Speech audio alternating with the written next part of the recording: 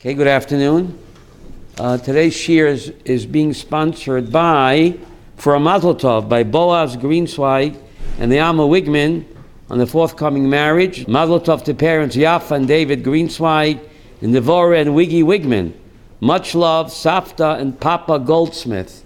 So Mazel Tov. She is also Fu Shalem Yehuda Chaim and Esther Sora, Fu Shalema and Leila Nishmas Fidov Ben Chaim Pesach, Avram ben Mordechai David, Reuben ben Shmuel, Yeshua ben Shmuel, Chana Golda Bas Yisrael, Chaim ben Fega, Yaakov ben Yitzchak, Mordechai Netzach ben Rivka, Chaim ben Gedalia, Rachel bas Yosef, Eliezer ben Yaakov, Zalman Lei ben Moshe, Leila Nishmatam. Today's Haftorah, Yeshayahu 54, Rani Akara. Rani Akara, sing, you are a barren. So why should a barren woman sing? Rani Akara la Yalada. Sing, you are barren. So Parshat Shad is speaking about the city of Jerusalem that for 2,000 years remained barren. And now it's time to sing because we'll see later on in the Haftorah how Jerusalem is bursting at the seams. But on a different level, Rani Akara, sing and joy those who are barren of mitzvot. Even those that are barren of mitzvot should sing in the month of Elul. Because Elul is not just days of regret. We know Elul is Rosh Tevot, Ani Ladodi Vidodi Li. It's time to get lovey-dovey with HaKadosh Baruch Hu again. So Rani Akara, even those Jews that are barren of mitzvot, they should sing in the month of Elul, because HaKadosh Baruch Hu loves all of us. All of us, even those that are barren of mitzvot. The month of Elul is a time to get close to HaKadosh Baruch Hu. So it's a time to rejoice. It's not just a time for regret, the month of Elul. Of course, it's a time for regret, but we should also sing with joy that HaKadosh Baruch Hu loves us. His love is unconditional. And the Haftorah goes on to tell us that Jerusalem, there'll be so many Jews coming here, there won't be enough apartments. So you have to build more. This is what the Haftorah is saying. Mamish current events. Jerusalem, Kanai Nahar, is bursting at the seams. Wherever you see is building. And Yeshayahu in chapter 54, 2,600 years ago, has already predicted it. He didn't mention the Arabs, however. Now, the Parsha ends with remembering what Amalek did. Remember what Amalek did to you. Remember what Amalek did when you what? When you left Egypt. The Amalekite attack. Why is the Amalekite attack written here again in Parshat Thetze? It's already written once, Avi, in Exodus 17, where the attack took place. Why is it written again at the end of our Parsha? And right next to the pasuk of Evan Shlema V'Tzedek Yilach, Eif V'Shlema V'Tzedek Yilach. Be honest in business and don't swindle your customers. So right after that, at the end of the Parshat Thetze, it says, oh, remember what Amalek did to you. So Rashi asks, why is it repeated again? Exodus 17 told us the Amalekite attack. Why is it repeated again at the end of Parshat Thetze, right next to the mitzvah to be honest in business? What does the mitzvah to be honest in business got to do with what? Remember what Amalek did. So Rashi says something incredible. Im shakarta b'midot mishkalot, if you swindle your customers by having dishonest weights and measures, be very careful, lo yaleinu, that'll lead to a terrorist attack. So why did Amalek attack? Because the Jews were not honest, they were swindling each other, and therefore Amalek came. That's what Rashi says. So therefore the Parsha of Amalek is repeated in this week's Parsha, next to the Parsha to be honest in business, to have honest weights and measures. Because if you're not honest in business and you swindle with dishonest weights and measures, be careful of the Amalekite attack. So that's what Rashi says here. But in Exodus 17, where the Amalekites actually attacked us, there Rashi says something else. The Jews said, is God amongst us or not? Right after that, Vayova Amalek. So Avi, I'm mixed up. In Exodus 17, when the Amalekites attack, the Jews said, is God in our midst or not? When the Jews question, is God in control or not? Then Amalek comes. Over here, Rashi says, no. Amalek comes because what? We cheated in business. So is Rashi contradicting himself? No. If a person really believed that God's in charge, a person really believes Ayesh Hashem b'kirbeinu, that God is in our midst, he wouldn't have to shvindle. You see, Rabbi, it's not two separate reasons. If you believe that God is in total control, do I have to shvindle? Whatever's coming to me, you can't always get what you want. You get what you need. Right? So, by being dishonest in business, that's because you don't believe that what? Hayesh Hashem b'kirbeinu, that God is in my kishkis. So it's not two separate reasons, Elisheva. The reason in Exodus and the reason in Deuteronomy is the same. If you believe that God's in charge and control, you wouldn't need to shvindle with dishonest weights and measures. So it's actually the same reason, and that leads to what? Le'aleinu, to what? To Amalekite attack. So Rashi says, Asher korcha b'derech, the Torah says, and they attacked the weak ones. They attacked the weak ones. So Rashi wonders, how is that possible when we had a magic force field protecting us, the Ananei HaKavod? As soon as we left Egypt, Avi, there was a magic force field protecting us. So how could the Amalekite terrorize us, the weak ones, where the Jews were surrounded by the magic clouds of glory? So Rashi says the weak ones doesn't mean physically weak. Rashi says, Chasrei koach machmas chetam. They were spiritually weak because of what? Their sins, sha'anan poltam, and therefore the magic clouds cast them out. These Jews were not physically weak because the physically weak ones were surrounded by the clouds of glory. Weak in the Parsha means spiritually weak because of their sins, and therefore they forfeited their divine protection. The Ananei HaKavod did not protect them, and therefore they became vulnerable to what? To the Amalekite attack. So Rashi says something incredible. When Jews don't believe, when we think we can take something on our own and we have to swindle, it betrays a lack of emunah in Hashem. If we believe that Hashem is in control, we wouldn't have to swindle in business. That comes from not believing. And the Parsha begins when you go out to war against your enemy and you see what? Who is your enemy? Says the Riyah Kodesh, this Parsha is always read the month of Elul. The month of Elul, you have to go to war against your enemy. Who's your enemy? The Yetzer Hara. Ki tetzem choma alevecha. And the enemy appears like a beautiful captive woman. She's out there to snare you. So the month of Elul, you have to what? Go to war against, I've seen the enemy, and they are what? Us. Right? The month of Elul, go to war against your Yetzer Hara, who's your worst enemy. Now the Parshas, there's 54 Avram, in the Torah, there are 54 Parshas, the English word portion. And the 613 mitzvahs are scattered through the 54 Parshas. Which is the kingfish? This is the one. This Parsha is the kingfish, remember him? Yes. This has more mitzvot than any Parsha of the Torah. 74, Abraham. 74 is Gematria Eid. Ayin Dalid.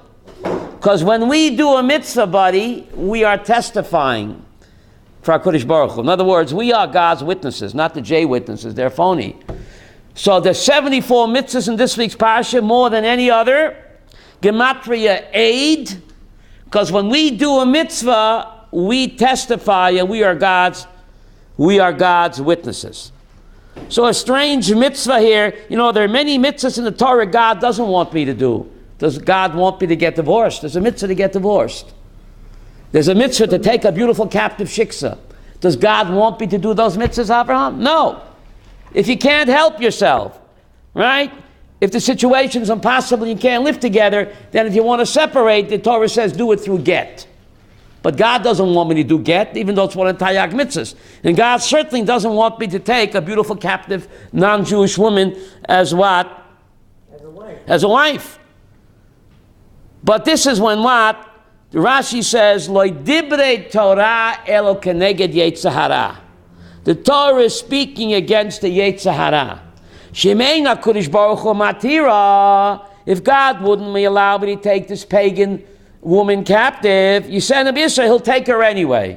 You understand this logic? God didn't want the IDF combat soldier to be a bad boy. God knows human nature. In the heat of battle, your libido is working overtime. How do you say that? Libido? What? So if God won't allow him to take this pagan woman, he'll take her anyway. So therefore, God doesn't want the soldier to be a bad boy, so God says for you it's okay to take the beautiful captive woman and be with her. What kind of logic is that? What kind of logic is that, right? If you won't be allowed to take her, you'll take her anyway, so God doesn't want you to transgress, so he'll make it mutar. Doesn't make any sense. I have an uncontrollable urge to eat a cheeseburger. I can't control myself. So God will say, for you a cheeseburger is okay, because I don't want you to transgress. What kind of logic is that, Reb Chaim? What's the logic over here? So the Torah Tamima asked this question. He says what it means here is we know that pikuach nefesh doiche kol haTorah kula. When your life is in danger, the entire Torah can be transgressed except 3. Says the Torah Tamima, God knows the mind of the IDF combat soldier.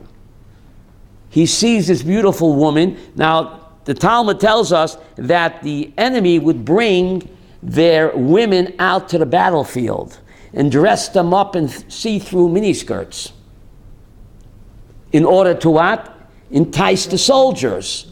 We used to do the same thing. What? They entice the soldiers in order they shouldn't concentrate on the war. They should walk into a crossfire, an ambush, step on a landmine.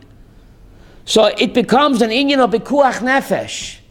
If he sees her, he won't concentrate on the war. He'll lead his men into an ambush or a crossfire. So therefore it becomes an inyan of what? Of bikuach nefesh. And bikuach nefesh doiche kol haTorah kula. So if your life is in danger, you can eat on Yom Kippur. Your life is in danger. Instead of walking into a crossfire or an ambush or stepping in a landmine because your mind will be thinking about the woman, the Torah says you can have her. And this way you won't get yourself killed and you won't get your platoon killed. So it becomes a matter of what? Bikuach nefesh. But then doesn't he have to accept her afterwards? So after he's with her one time, then he cannot approach her unless he puts her through the whole ceremony over here. She shaves her head and she grows her fingernails long in order that she should what? Be not attracted to him and he should be able to what? Let her go.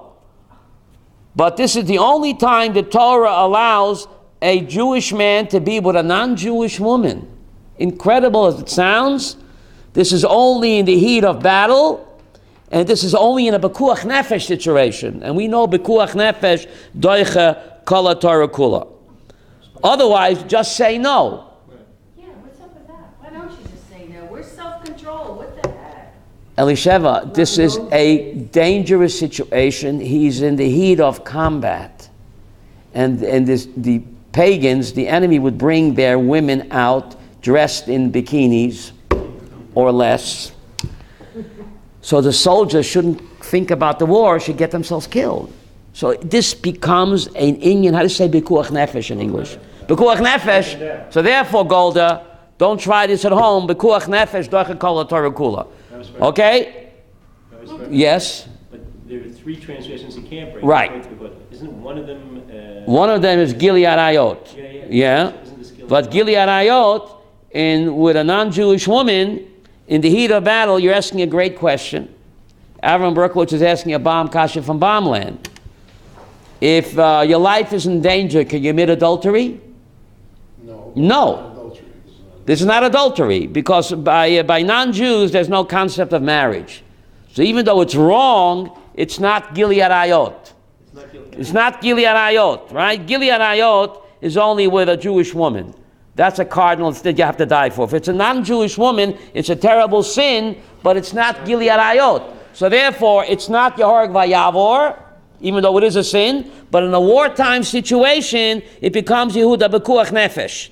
And it's not, if this non-Jewish woman is married to a non-Jew, right? It's not Rashi said even an Eishes Ish. There's no marriage by non-Jews. So it's not adultery. It's not adultery. Rashi said Afila Eshet Ish. Because by non-Jews, as far as we're concerned, it is no really marriage, you know. So therefore, it's a terrible sin, but it's not Gilead Ayot. And in wartime, it becomes the Bekuach Nefesh situation, and therefore the Torah allows it. Obviously, the Torah would want you not to do it, because then you have the Parshat ben Sorer Morer. Right? The Torah says you can do it, but beware. Avshalom, the son of King David, rebelled against his father. He was the son of what? A beautiful captive. Avshalom. So the Torah says you can do it, but what? But beware, there are what? Consequences. Presumably his mother converted? Right? So what happens after he's with her? In the initial encounter, he cannot approach her again unless he puts her through what? The Geirus. But this is the only time where Geirus works Balkarcha. Yeah. Normally you can't convert a person against her will. But again, there's an exception. After he has the initial encounter with her, he cannot approach her again sexually unless he puts her through all of the ceremony where she shaves her head and she grows her fingernails long and she puts on a potato sack. Did she convert? Right? And then after Yerach Yomim, after a month's time, he can be with her if she went through conversion. He has to convert her. Does she have to agree to it? Or No, this is the only time that conversion works Balkarcha, right? This is the only time, right? If he doesn't put her through this ceremony, he cannot lay a finger on her again, and he must what? Release her, let her go. But, she has to convert, but she can opt not to go through the ceremony? If he refuses to put her through this ceremony, he cannot approach her. Right? This is the only time where you can convert someone what? What happens if he wants to put her through the ceremony and she doesn't? And she doesn't want, right? She's forced to do it. She's forced to do it, right? So She's forced to do it, right? Right? This is the only time, Asha, where conversion works against the will. Every rule has an exception, right? And this is the exception. And it's also a quickie. This is the exception, because what is she doing on the battlefield wearing a bikini? Yehuda Lev. Why is she on the battlefield wearing a bikini? She's there. Why is she there? The Talmud, the Sifri tells us, Abraham, she's there to what? To what? To entice him that he should get himself killed. So why is she in the battlefield wearing a miniskirt, Avi? So she's no tzatzkala. She's not innocent. You can go looking for her. She's there on the battlefield, dressed provocatively to entice him, to lead him into an ambush, or to step on a landmine. So she's no angel. He doesn't go in. You can ask her to make it cooler, please. Thank you. I don't want to fall asleep. Thank you. So it's not as simple as it sounds, Reb Chaim. What? But who went to battle from our side? The tzaddikim of tzaddikim. Because it says who didn't, who wasn't married yet, who didn't live with his wife for a year. Right. Who was afraid of the smallest sin. Right. Who was actually going to that battle? So that it's a very major kind But Koheles tells us, is having a weak moment with this. Kohelet tells us, Adam ain't tzaddik ba'aretz, asher yaseh tov v'lo yechta. And in the heat of battle, the Yetzer Hara is working what? Double time. Right? Even the greatest tzaddik is vulnerable. In fact, the Gemara in Sukkah 52 says, Reb Chaim, I'm not going to ask me this, but Sukkah 52, you can look it up. Mi shegodol mechavero yitzrei godol hemenu. Gold, it doesn't sound. Someone who's greater spiritually than his friend, his Yetzer Hara is what? Greater. So if you're up there, if the Yetzer Hara is down here, you're a robot. So if you're way up there, Reb Nachum, the Yetzer Hara has to be up there. Otherwise you become a robot. The evil inclination. Who knows what evil lurks in the hearts of man? Rashi said to speak about Mechemet Rishus. So there only tzaddikim went. Afal Pikein, a tzaddik, Gemara Sukkah says, a tzaddik has a great Yetzer Hara. That's why the contradiction is allowable. Okay. But again, it's Pekuach Nefesh. Pekuach Nefesh is Doiche Kol HaTorah Kula. In this week's Parsha, there's a mitzvah to return a lost object. There's a mitzvah to return a lost object. So Lubavitcher Rebbe Zatzal said, if there's a mitzvah to return a person's physical possession, there's certainly a mitzvah to return someone's lost spiritual heritage. So the Lubavitcher Rebbe said, Hoshef Teshivim Lachicha. If there's a mitzvah to return someone lost a physical item, it's a mitzvah to return it. What about someone who lost his spiritual heritage? And you make him a Baal Tshuva, Yiddish Chaim, you're doing the mitzvah, Hoshef Teshivim Lachicha. If you teach a Baal Tshuva, you return his soul, his lost heritage. Certainly you're doing the mitzvah. So this is a mitzvah to make Baal Tshuva. Hoshef Teshivim Lachicha. You hear the Kal V'chomer, I say Kal V'chomer, all the more so the Lubavitcher Rebbe. This is the Lubavitcher Rebbe. Right. In Devarim 22:1, there's a mitzvah to return a person's lost object. So the Lubavitcher Rebbe said, Ma'adach is a mitzvah to return someone who lost a physical possession. And if you return his lost soul, his spiritual heritage, isn't it certainly a mitzvah? So this is a positive mitzvah to make Baal Tshuva. Deuteronomy 22:1. The Chabadniks really do. They go to Lubavitcher Rebbe says, go to town on this. That's right. Nachon? Right? That's pretty interesting, right? And then the Torah goes on, chock full of mitzvot over here. Chock full of mitzvot. Shluach haken. Send away the mother bird and what? Take the chicks and you're going to live long. So Rashi says, a mitzvah kala, she'ein ba chasarin kiss. Sending away the mother bird is called a mitzvah kala. What's a mitzvah kala? A light mitzvah. Why is it called a light mitzvah? Doesn't cost any money. What's a mitzvah chamura, buddy? According to Rashi, if it costs a lot of money, it's a mitzvah chamura. If it's for free, it's a mitzvah kala. So Rashi says, madach a mitzvah kala doesn't cost you any money. Shoo away the mother bird and take the chicks. The Torah promises what? Arichad Yamim. Can you imagine the reward for what? For a mitzvah chamura? Now, there are 4 mitzvahs in the Torah where the Torah promises Arichad Yamim. Everybody knows the 2. What are the 2? Honoring your parents and sending away the mother bird. But there's another 2. Being honest in business. In this week's Parshat, the end of Parshat Thetze, Evan Shleima v'tzedek yiyalach, Eifo Shleima v'tzedek yiyalach, L'man yericha yamecha. Be honest in business. Don't swindle your customers in order you what? You live long. And what's the 4th mitzvah that Arichas Yamim? Mezuzah. Mezuzah. Put up a mezuzah. Look in the Shema. We say it every day. Uchasafta mezuzah b'techa b'sharecha, L'man yirbi yamechem. So out of the 613 mitzvahs, Avi, there are 4 where the Torah promises Arichas Yamim.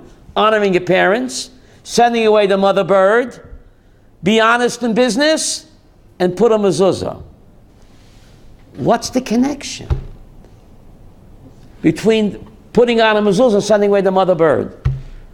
Between being honest in business and what?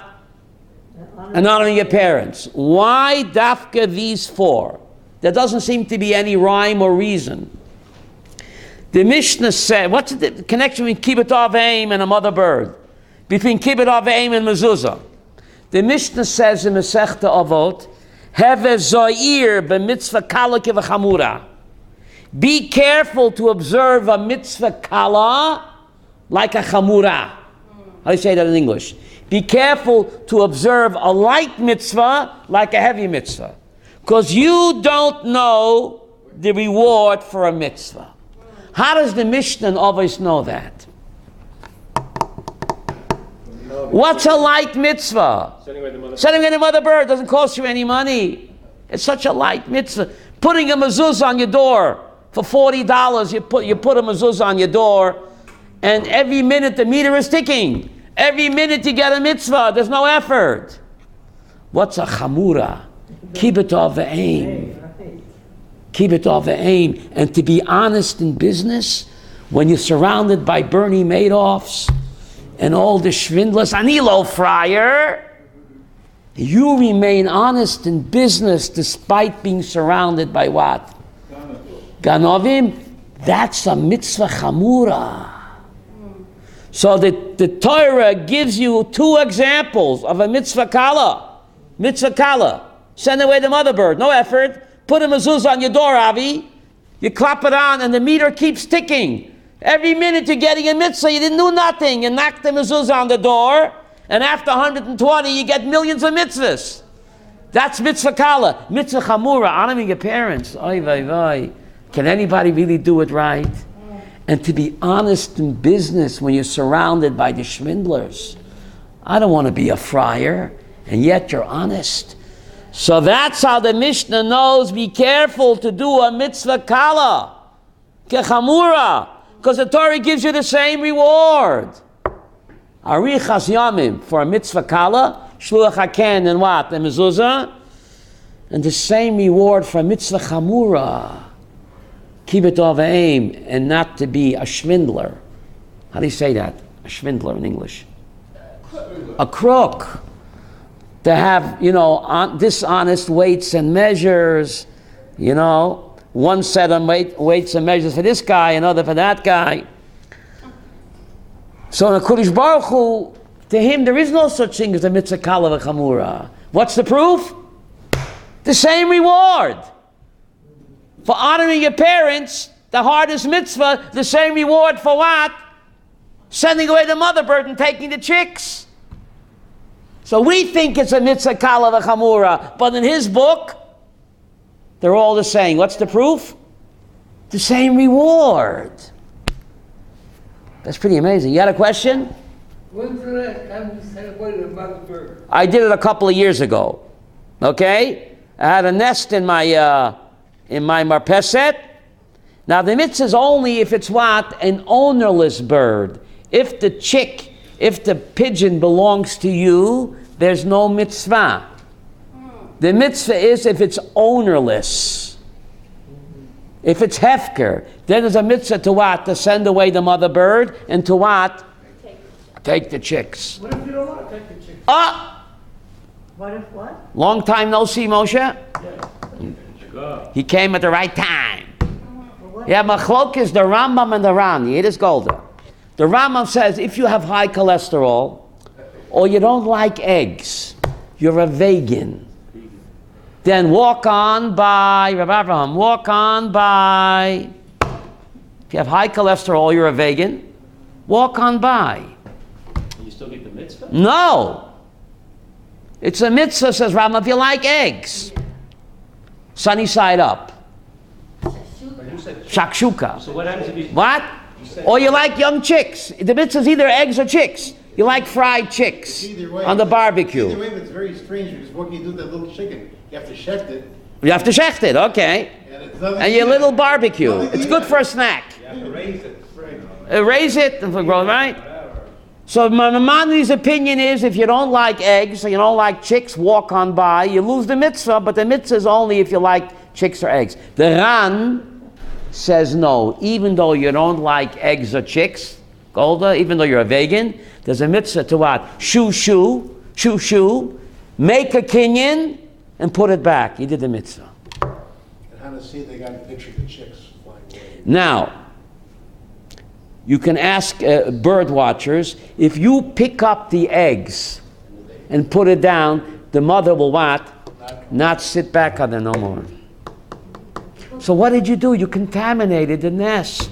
Reb Nachum. So why should, the Ran says you should do it. Al pi Kabbalah. See, the Rambam didn't write about Kabbalah. Of course, he knew Kabbalah, but the Rambam didn't write about Kabbalah because then the Ran would be unemployed. You don't want that. The Rambam didn't want the Ran to be unemployed, right, Abraham? The Ran says Al pi Kabbalah. When the chick when the bird returns and sees that the nest has been disturbed, she begins to wail. And that's ma'orer HaKadosh Baruch Hu's rachamim for his empty nest. You take the chicks away, right, or the eggs away, the nest is empty or contaminated, she begins to wail. Says the Kabbalah, Apida Zohar HaKadosh, it's ma'orer God's rachamim for his contaminated nest. What's his contaminated nest? The Beis HaMikdash. We have the two-legged foxes prowling there. So somehow, every time you do the mitzvah shliach haken, says the Ran, al pi Kabbalah, you're bringing the geula that much closer because you, how to say ma'orer, you are awakening God's compassion for his contaminated or empty nest, which is what? The Temple Mount. So therefore, according to the Ran, you should do the mitzvah anyway, even though you don't like eggs. It's a Kabbalistic idea. Right? Because it just like Hashem weeps, so to speak. Right. When the pigeon weeps when she sees her nest empty or contaminated, it awakens God's mercy for his empty or contaminated nest, i.e. what? The Temple Mount. We have a peace partners prowling up there, contaminating the Har HaBayis. So according to the Ran, Api Kabbalah, the Vilna Gaon brings this too, every time you do the mitzvah, you're bringing the geula what? One step closer. Wow. Okay? Now, very interesting. The Torah in this week's Parshat, remember what Amalek did to you on the road when you left Egypt. And the same language is used, remember what Hashem did to Miriam on the road when you left Egypt. Isn't it bizarre? The same language where the Torah says, remember what Amalek did to you on the road when you left Egypt. And the same language says, remember what Hashem did to Miriam on the road when you left Egypt. What is the message over here? Miriam slandered her brother. So why does the Torah compare the Amalekite terrorist attack to Miriam's slander? Isn't that bizarre, Reb Nachum? The same language. Remember what Hashem did to Miriam on the road when you left Egypt. Remember what Amalek did to you on the road when what? You left Egypt. What's the message over here? On the long and winding road of life, beware. There's more than one type of terrorist attack. There's the Amalekite terror attack of Hamas. But when you slander somebody like Miriam did, you're committing spiritual terrorism. Should I repeat that? That's right. The same language, Yehuda, it's frightening. Remember what Hashem did to Miriam on the road when you left Egypt? Remember what Amalek did on the road when you left Egypt. So Rav Ovadia Yosef explains, there's more than one type of terrorism. On the long and winding road of life, beware, don't commit the Amalekite terrorism, but don't commit Miriam's type of spiritual terrorism. Killing me softly with words. Evelyn, killing me softly with words. Killing me softly. Even in English it's called character assassination. So the Torah is saying, the same language, when you slander someone, you're killing him with words. You're terrorizing him with what? Words. Beware of the two types of what? Of terrorist attack. Slandering someone, you're terrorizing him spiritually. And you're committing what? A different type of terrorism. That's pretty incredible. What was the thing with Miriam? What was the language of that? Remember? Zachor es os Hashem lakecha Miriam baderech b'tzeischem v'Mitzrayim. Remember what Hashem your God did to Miriam on the road when you left Egypt. Same words. Remember what Amalek did to you on the road when you left Egypt. On the road of life, beware you don't commit the Hamas terrorism, but also, Avi, not to commit spiritual terrorism. When you slander someone, like Miriam did to her brother, you're committing a spiritual type of terrorism. Now, Rashi says, remember what Miriam did. Al tesapre lashon hara, like Miriam did. So if you speak lashon hara, obviously you forgot what Hashem did to Miriam. He made her a leper. Mitzora is an acronym, Avi. Mitzora means leper. Mitzora is an acronym. How do you say acronym in English? FBI, NYPD, LAPD. Mitzora, Motzi Shemra. If you're Motzi Shemra on a fellow Jew, you become a Mitzora, a leper, like Miriam. That's pretty incredible, right? Rabbi, Yes. wasn't she just complaining? She meant well, but the road to hell is paved with... Good intention. Who said that? Winston Churchill, I think. She meant well. Rabbi, But you speak behind someone's back, even your own sibling.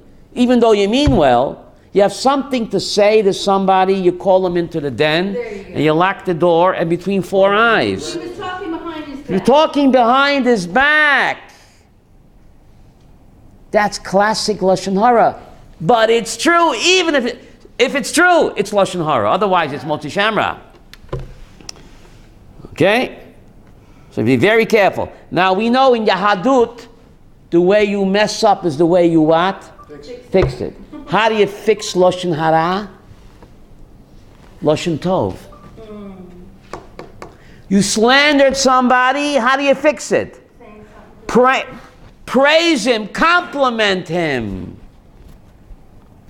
The way you mess up is the way you fix it. So the Rambam says the tikkun for Lashon Hara, buddy, is what? Lashon Tov. More than that. According to the Rambam, in Hilchas Deut, every time you speak kindly and highly and praise a fellow Jew, Reb Chaim, which mitzvah are you doing? Haftorah kamocha. Yiddish Nachum? When you praise and compliment a fellow, some people just they can't compliment. You know, they're good to put down, but a compliment is like, you know, they're like constipated.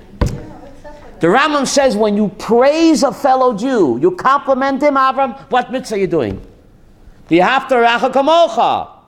Because don't you feel good when you're complimented and praised? So if you do it to a fellow Jew, you're loving him like yourself. Love your fellow Jew. He is like, whenever you praise a fellow Jew, says Rambam in Hilchas Deus, which mitzvah are you doing? Because when you're praised, don't you feel good? Right? You praise another Jew, you're making him feel good, you're loving him like yourself. And it doesn't cost you no money. Reb Chaim, it doesn't cost no money. But some people just can't praise it. They're easy to criticize and put down, but a compliment, forget about it. Why? I don't know, but that's the way it is, right? I gave a big secret, Evelyn. The Haftorah, every time you praise, Evelyn knows she praises all the time, Yidden. You praise a fellow Jew, you're doing the Haftorah kamocha. Rabbi Kiva says, Zeh klal godla b'Torah. Buddy, aren't you glad you came today? When you compliment and praise a fellow Jew, you're doing the greatest mitzvah of all. Gold, it doesn't cost no geld. It's free. The Rambam said you take it to the bank. And Elul, we gotta replenish our stock, the month of Elul. So let's praise each other and compliment each other, especially a husband and wife. Especially a husband and spouse should compliment each other. We'll talk more about that next week, how important it is. In this week's Parsha, beyond what? The main reason you have a spouse, they compliment each other. That's right. You know who this said? What? No. Why do you have a spouse? Oh. They compliment each other. So it's very painful when they don't. What's worse is the bad one. Just remember why you're divorced.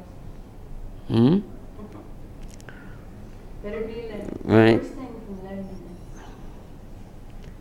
What does God say in Genesis 1? Lo tov yes adam levadoi. Lo tov. It's not good for man to be alone. How come it ain't good? Watch all the ball games I want. I can go all to the clubs I want. play all the pool I want. Enjoy life. Enjoy life. Why does God say it's not good for man to be alone? Says the Ksavak Bala, Rav Yaakov Mecklenburg. What's the answer? Because what? I'm quoting who said it. Because why? Because, why did God create the world? Because he was lonely, right? Because God is the ultimate good, Ramchal says, and someone that's ultimate good needs an outlet to what? To express his goodness. So God was lonely, Kaviyachol. He is the ultimate being, God good, the same word. How does a good being express his goodness? He needs somebody to bestow goodness on. Otherwise, how can he demonstrate that he's good? So Rav Mecklenburg says, if man is alone, he can't be good. He has no one to share, to give. Oh, please. And if he can't be good, he can't be godlike. And if he can't be godlike, who needs him? Ktavak Bala. I say Ksavak Bala. Isn't that incredible? V'alachte b'drachav. Mahu afata. So therefore, getting married is the first mitzvah in the Torah. Because you're imitating him, right? God is constantly giving, constantly giving. Because someone that's good, if he can't express his goodness, it upsets him. So, husband and wife, when they give each other compliments and they express their love for each other, they're imitating the boss. V'alachta b'drachav, mahu afata. How do you say that in English? Walking in God's ways. And therefore getting married is what? Is the first mitzvah in the Torah. For a man. For a man, right? A woman doesn't have to, because a woman knows what? She's naturally good, right? Here you go. A woman is naturally good, right? There's no mitzvah for a man to get married. For a woman, slicha. Right? The mitzvah is only on a man. She's not doing good. What do you need her for? What? But she gets an assist. Eze kenegdo, right? She gets an assist, right? So how come there's taka no mitzvah? Rav Chaim, if you came to hear this, it's worth it. Rav Pam Zatzal, my Rebbe said, how come taka there's no mitzvah for a woman to get married? Isn't that strange? Yeah. It's bizarre. It's not a time-bound mitzvah. And women that is a mitzvah that's not time-bound, women are what? Also obligated. So getting married is not a time-bound mitzvah. And a mitzvah that's not time-bound, women what? Are also obligated. Getting married, day or night, people have ceremonies in the day, at night. So how come women are exempt? I wouldn't hear it from me, I couldn't repeat it. You're sitting, you sitting down? You sitting down? He said, women are more spiritual. Women are more godlike. The word neshama, the word Torah, the word Shechina, the word Mishnah, and mitzvah is all what? Koinky dinky? No. Shasani Kertzono, God, you made me exactly the way you are. If God would make it an official command for women to what? To get married, they'd go into overdrive. They might become promiscuous. It's a mitzvah to get married and have babies. They might become promiscuous. My Rebbe Rabbi. Because they love to do the mitzvahs. It's a mitzvah to get married, to have babies. You know, they might take it beyond. So therefore God said, down girl, I'm not going to make it a mitzvah for you. You will do it anyway. But I'm not going to make it an official mitzvah. I don't want you to get carried away. Because women are what? More spiritual. And for the mitzvah to make babies, it might lead to promiscuity. So God had to say, calm down, ladies. I'm not going to make it an official mitzvah for you. You'll do it anyway. I don't want you to get carried away. Isn't that incredible? Spend all their time not doing anything else. Mm-hmm. But you know what, the women are much more anxious to get married than men are. Because it's built into them, Yeah. right? It's You know, built when I into was in them. college, everyone said, what degree are you going for? And we all said MRS. Yeah. MRS? MRS, Mrs. MRS. Oh, yeah, MRS. See, you don't need it a mitzvah. You'll do it anyway. Yeah, at least one. It's not necessary. Now, this week's Parshat, there's a mitzvah, biyomo titen schoro. Every time you get a haircut, you pay the barber. Yes. Every time you take a taxi, you pay the guy. Have in mind you're doing which mitzvah. Biyomo titen schoro. Pay on time. It's a mitzvah like putting on tefillin. Mitzvah tzrichas kavana, Yehuda. You pay the plumber on time, you pay the taxi driver, or after you take a haircut, you pay him on time. Which mitzvah are you doing? Rabbi Abraham, biyomo titen schoro. It's a mitzvah like putting on tefillin. So how come there's no bracha, Reb Chaim? Why is there no bracha when you pay the barber, biyomo titen schoro? Why is there no bracha? Why is there no bracha for what? For tzedakah? Bigger mitzvah than putting on tefillin to give tzedakah. Why don't you make a bracha? Ashe kirishonu b'mitzvahs tzivonu litein tzedakah. So Avram, I'll tell you, it happened to me personally. Why? I was once in Gula, and I gave a poor guy a half a shekel. He threw it back in my face. It hit me in the head. A good thing I have a hard forehead. So the Kesef Mishnah explains that a mitzvah in Odom Chavero, it's totally b'das acherim. How do you say that in English? Bika cholim, it's a great mitzvah. Why don't you make a bracha before you visit a sick person? It's a great mitzvah, visit a sick person. Right. Why is there no bracha? So the Kesef Mishnah explains, was when you're doing a mitzvah between man and man, you're interacting with the other guy has to want to receive the mitzvah. Yeah. Maybe he doesn't want to see you now, he's bika cholim or shiva lo yaleinu. It's totally b'das acherim. And when you make a bracha on a mitzvah, Rabbi Abraham, you have to do it immediately before the mitzvah.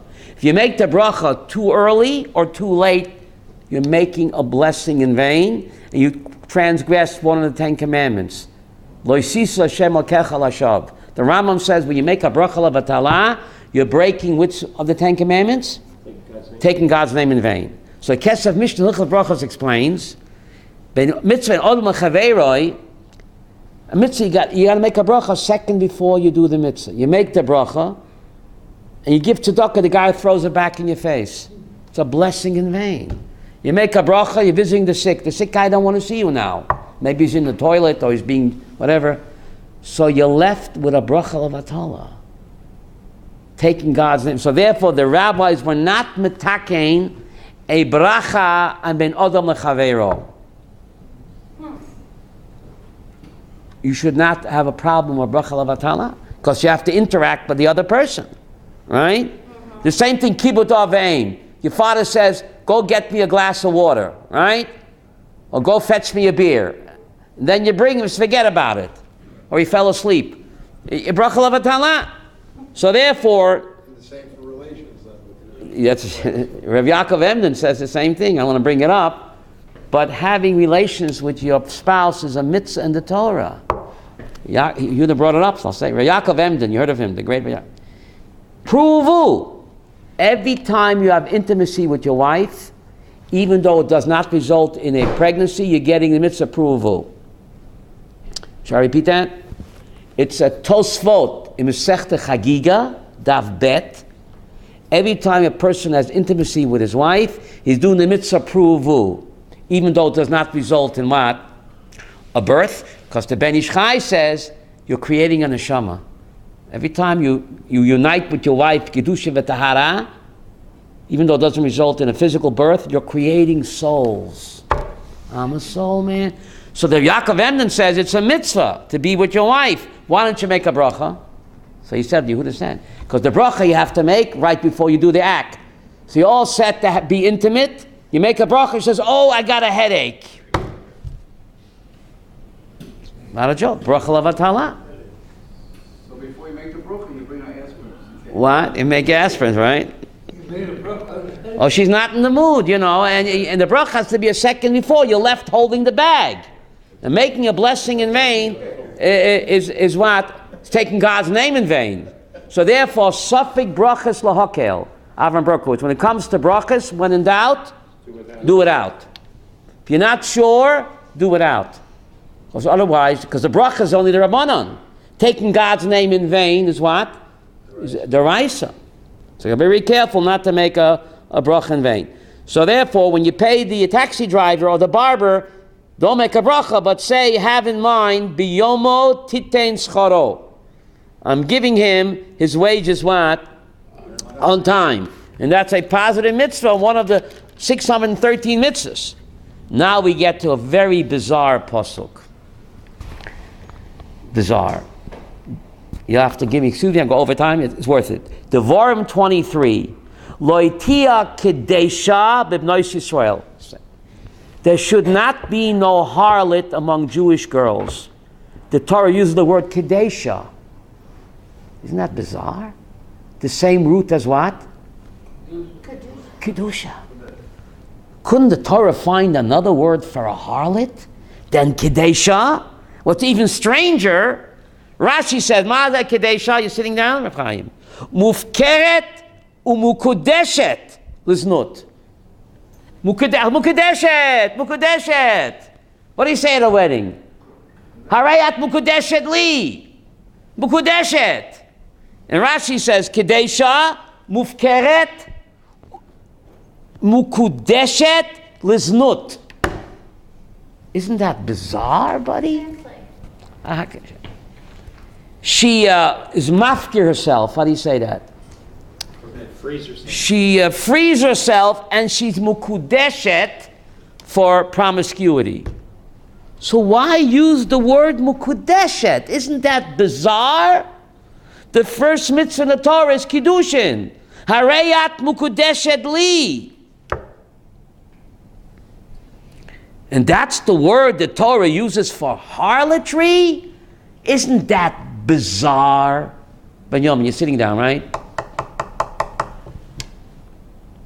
What's going on? Buddy, fasten these seatbelts. Rashi says, Kedesha, mufkeret, mukudeshet liznut. Harayat mukudeshet li, the same word. To answer this kasha, I will what? Another question. A Jew answer the question? The question. Why not?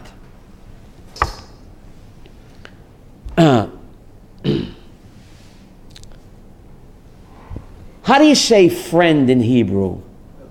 Reya. Classical Hebrew, even in modern Hebrew, right? Reya. Ain't it good? Haftorah kamocha. Avram, even today in classical Hebrew, chaver is a lower level. Classical Hebrew, the word for friend is reya. Reya. Ain't it good to know? Reya. There are no dots in Hebrew, Golda. Reya is the same word for what? Ra. So Lubavitcher Rebbe asked the question, isn't it bizarre? Isn't it bizarre? The same word for evil, the same word for evil is the same word for what? Friend. What's going on? Said Lubavitcher Rebbe Zatzal. There's a pasuk in Shema. You should love Hashem your God b'chol levavcha.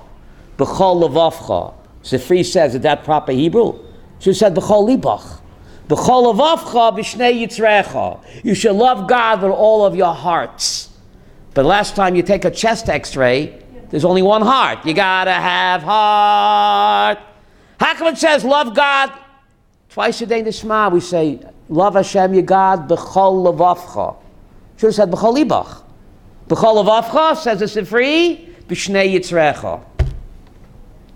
You have to love God with your Yetzer Tov. That's no trick. What's the trick, Reb Chaim? Love God with your Yetzer Ra. Fasten your seatbelts. The tafkid of a Jew, said Lubavitcher Rebbe, to take the evil one and make him your friend. Take the Ra and make him your Reya. Take the evil one and deputize him. Make him your friend. How do you make him your friend? Channel your passion. Kedesha. You want to have marital sexual relations. Everyone has a taiva for that. You could do it illegally, but you can channel it into a mitzvah. You make the mukudeshet liznus chas v'sholem, or mukudeshet lemitzvah. You decide how to use the evil inclination. Will he control you, or will you control him? So therefore, the same word for harlot is the same word for holy. Holy harlot! Holy harlot. Take your passion, your sexual urges, and elevate it, deputize it, make it mukudeshet likidushin, not chas v'sholem the other way, but you have free will. Take the ra and make him a reya. That's pretty good. That's pretty incredible, right? And therefore, the sota ceremony was done in the Mikdash. The wayward woman, Avram, accused of adultery, where did he do the ceremony? Why not in some back alley, in the Beis HaMikdash? Because she didn't use her mukudeshet in the proper way. Mukudeshet for your husband, not for the milkman or the boyfriend, right? Will you control the ra, or will you make the ra into reya? Deputize the evil one, make the evil one your friend. Through the mitzvah of the Torah, a person, Avi, can not eliminate his Yetzer Hara. We don't want that. Nobody would have babies. We're going to teach Torah to. But take the evil inclination and what? Channel it, deputize it, and make it mukudeshet. Not the other way, mukudeshet. We decide, does the Yetzer Hara control me, or do I control him? How are you going to use the mukudeshet? For kiddushin and chas v'sholem the other way, it's what? It's up to us. On Sunday we have a class. It's called Rosh Hashanah, Strict Judgment, or Let's Make a Deal. Remember Monty Hall? Yes. Let's Make a Deal on Rosh Hashanah. It's Sunday at 2:00. Great. Thank you. Shabbat Shalom.